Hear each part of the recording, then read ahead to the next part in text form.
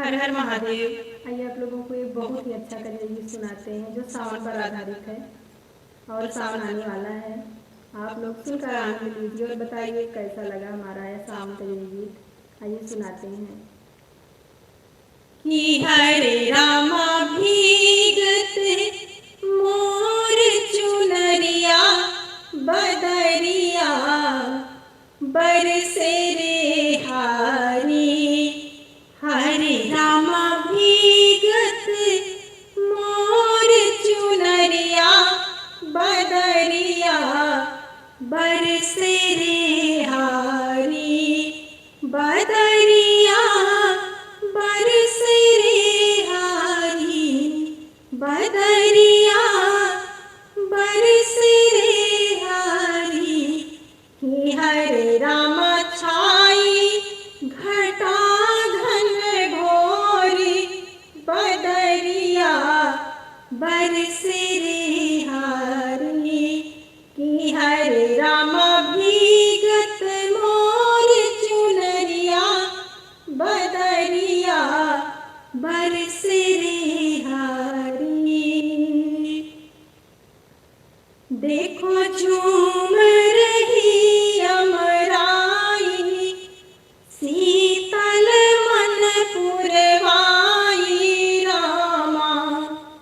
देखो झूम रही अमराई शीतल मन पुरवाई रामा।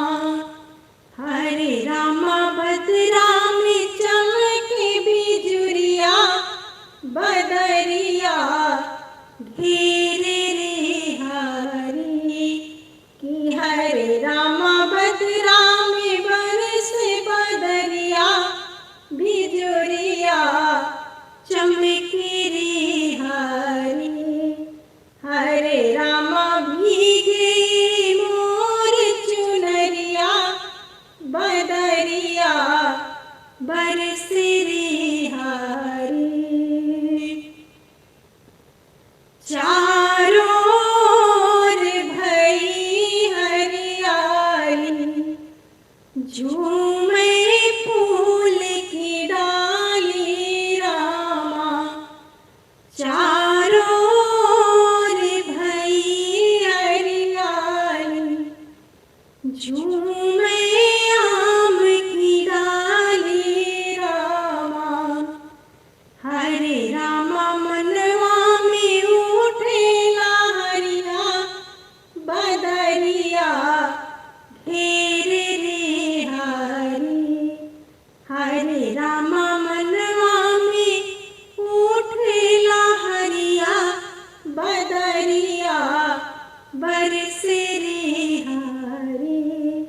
हरे रामा भीगत मोर चुनरिया बदरिया बरसे रे हारी। बदरिया